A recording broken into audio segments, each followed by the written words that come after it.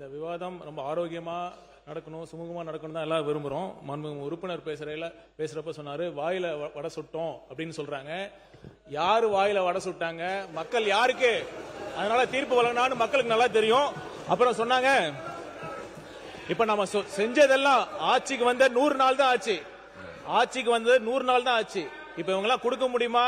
இந்த திட்டங்களை நான் அறிவிச்ச தேர்தல் வாக்குல நிறைவேற்ற முடியுமான்னு கேட்டவங்களுக்கு எல்லாம் ஒவ்வொரு 110 விதியின் கீழே மாண்புமிகு முதலமைச்சர் ஒவ்வொரு திட்டமா அறிவிச்சு தான் இருக்காரு. இப்ப பாத்தீங்கன்னா இலவச பெண்களுக்கு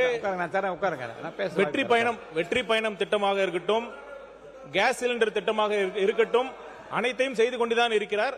இன்னொரு விஷயம் நான் சொல்லிக்கொள்ள விரும்புறேன். நான் எல்லாம் படிச்சு பார்த்தேன், கொள்கை விளக்க அறிக்கையை படிச்சு பார்த்தேன். எதுவுமே புதுசா இல்லைன்னு பாத்தீங்கன்னா, இப்ப வந்து பாத்தீங்கன்னா இந்த ஆட்சி அதிகாரங்கிறது தொன்று தொட்டு இருக்கு. நம்ம பாத்தீங்கன்னா நீதி கட்சி காலத்துல கொண்டு வந்த திட்டங்களும் சரி, காமராஜர் அவர்கள் கொண்டு வந்த திட்டங்கள் தான் நம்ம செஞ்சுக்கிட்டு வரோம். இப்ப பாத்தீங்கன்னா அப்ப என்ன மாற்றம் கேட்டாங்க? ஆட்சி வந்தது பிறகு வீடு கட்டும் உரிமையாக இருக்கட்டும், கட்டிடம் கட்ட உரிமையாக இருக்கட்டும், நேர்மையான முறையில ஒரு ஸ்கொயர் ஃபீட்டுக்கு எவ்வளவுன்னு கொடுக்காம நம்ம அனுமதி கொடுத்துட்டு இருக்கோம். இதுதான் மாற்றம்.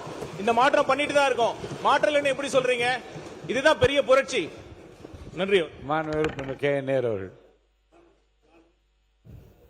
மாண்பு பேரவைத் தலைவர் அவர்களே,